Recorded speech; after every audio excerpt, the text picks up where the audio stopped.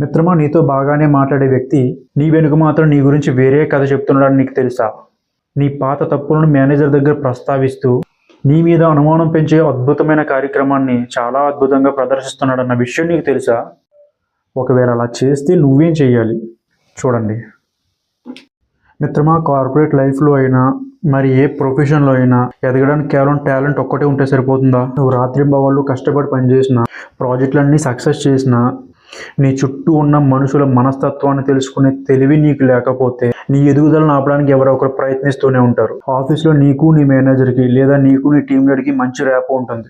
నీ పని మీద నీ మేనేజర్కి కానీ నీ టీం లీడర్కి కానీ మంచి అభిప్రాయం ఉంటుంది. కానీ ఎవరో ఒకరు ఒక్క చిన్న మాటతో ఆ మంచి అభిప్రాయాన్ని మార్చే ప్రయత్నం చేయొచ్చు.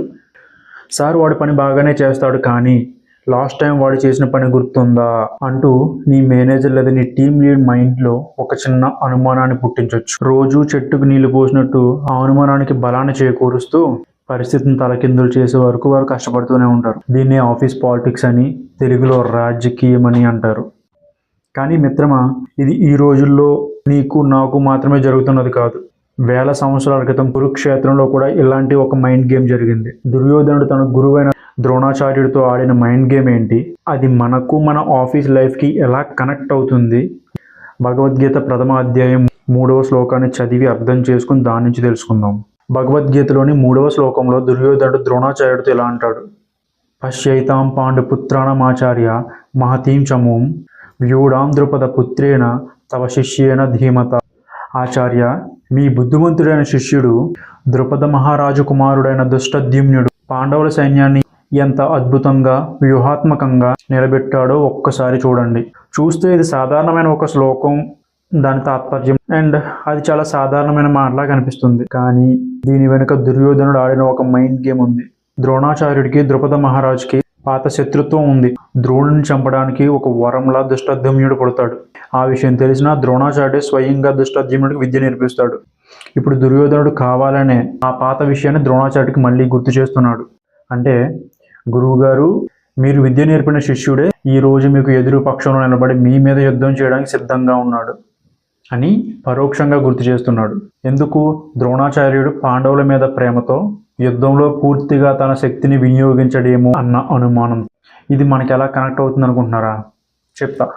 ఆఫీసుల్లో కొందరు ఉంటారు, వాళ్ళు మనల్ని డైరెక్ట్గా ఎదుర్కోలేరు, డైరెక్ట్గా మనతో పోటీ కూడా పడలేరు. కాబట్టి నీ గురించి ఎదురుల మైండ్లో ఒక నెగిటివ్ ఇమేజ్ క్రియేట్ చేయడానికి ప్రయత్నిస్తూ ఉంటారు. సర్లే, దానివల్ల మనకేమవుద్దులే అని మనం అనుకుంటాం. కానీ పరిస్థితి వచ్చినప్పుడు అర్థమవుతుంది. ఫర్ సపోజ్ నువ్వు ఒక మంచి ఐడియా చెప్తావు, వాళ్ళు నీ ముందు బాగానే ఉందంటారు. తర్వాత మేనేజర్ దగ్గరికి వెళ్ళి, సార్ వాడి ఐడియా బాగానే ఉంది, కానీ లాస్ట్ టైం వాడు చేసిన పని గుర్తుందా? వాడు చేసిన పని వల్ల మీరు మాట పడ్డారు గుర్తుందా అని అంటారు. వాళ్ళ ఉద్దేశం నీ తప్పుని చెప్పడం కాదు, లేదా నీ ఐడియాలో ఉన్న తప్పుని చెప్పడము కాదు. నీ పాత మిస్టేక్ను ఉపయోగించి ఇప్పుడు నీ మేనేజర్ మైండ్లో ఒక అనుమానాన్ని కలిగించడం, లేదా నీ మీద నెగిటివ్ ఇంప్రెషన్ కలిగించడం. ఇదే మ్యానిపులేషన్. ఇలాంటి వాళ్ళు నీకు ఎదురుగా ఉన్నప్పుడు చప్పట్లు కూడా వేస్తారు, బ్రదర్ సూపర్ ఐడియా అంటారు. కానీ నీ వెనకాల వేరే కథ నడుస్తూ ఉంటుంది. అందుకే మిత్రమా, కార్పొరేట్ లైఫ్లో అయినా వేరే ఏ ప్రొఫెషన్ అయినా సరే హార్డ్ వర్క్ ఒక్కటే సరిపోదు, అవేర్నెస్ కూడా ఉండాలి. ఎవరు నిజంగా నీ మంచిని కోరుకుంటున్నారు, ఎవరు నీకు రాంగ్ అయినా రైట్ అయినా ఫీడ్బ్యాక్ ఇస్తున్నారు, ఎవరు నీ తప్పును సర్దిద్దుతున్నారు, ఎవరు నీ తప్పును ఎత్తి చూపుతున్నారు అని, అలాగే ఎవరు నీ తప్పును నీ మీదే ఆయుధంగా ఉపయోగిస్తున్నారు, ఇలాంటి తేడా అర్థం చేసుకోవాలి. అలాగే ప్రతి విమర్శను పాలిటిక్స్గా మాత్రమే అనుకోకు. కొంతమంది నీ మంచి కోరి నీ తప్పులు చూపించవచ్చు. అక్కడ నువ్వు చేయాల్సింది సరిదిద్దుకోవడం, సరిదిద్దుకుని ముందుకెళ్ళడం. సో ఎవరైనా ఏదైనా చెప్తే ముందు ఒకసారి అది నిజమా కాదా అని తెలుసుకొని, నిజమైతే సరిదిద్దుకుని, అబద్ధమైతే అవసరం లేని గొడవలకు వెళ్లకుండా నీ పని, నీ ప్రవర్తన, నీ ఫలితాలతోనే సమాధానం చెప్పు. ఎందుకంటే పాలిటిక్స్కి బెస్ట్ ఆన్సర్ ఇంకో పాలిటిక్స్ కాదు, నీ స్థిరమైన పనితీరు.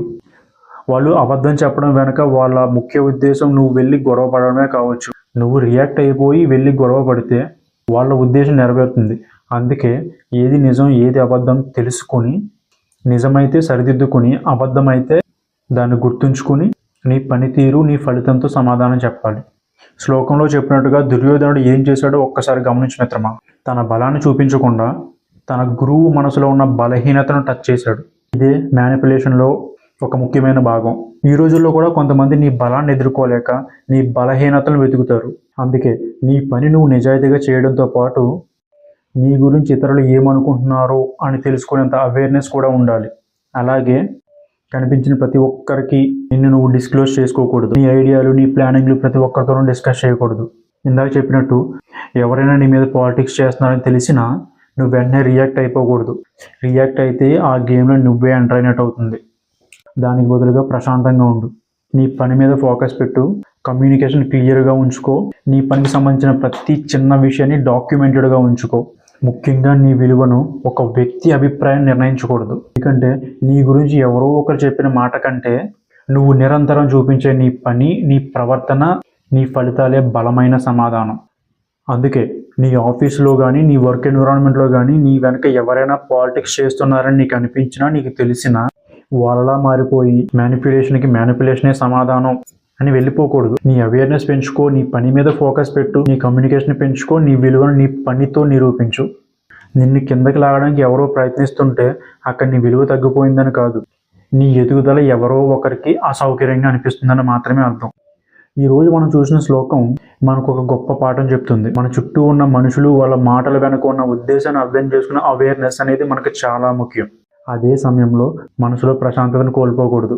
ఏదైనా విన్నప్పుడు, చిన్నప్పుడు చదువుకున్న ఒక పద్యాన్ని గుర్తు చేసుకో. వినదగుని ఎవ్వరు చెప్పిన వినినంతనే వేగపడక వివరింపతగు కని కల్లా నిజము తెలిసిన మనుజుడిపో నీతిపరుడు మహిళ సుమతి. అంటే ఎవరు ఏం చెప్పినా వినేసి వెంటనే రియాక్ట్ అయిపోవడం కాదు. విన్న తర్వాత అందులోని నిజాలను తెలుసుకొని దానికి తగ్గట్టుగా ప్రయత్నించడమే నీతిపరుల లక్షణం. ఎవరో ఒకరు వచ్చి ఏదైనా నీ మేనేజర్ గురించో, నీ టీమ్ లీడ్ గురించో నీ దగ్గర అయితే చెడుగా చెప్పొచ్చు. నువ్వు ఈ విషయాన్ని వేరే వాళ్ళ దగ్గర చెప్పావు అనుకో, ఈ చైన్ లింక్ వెళ్ళి మళ్ళీ వాళ్ళకే తగులుతుంది.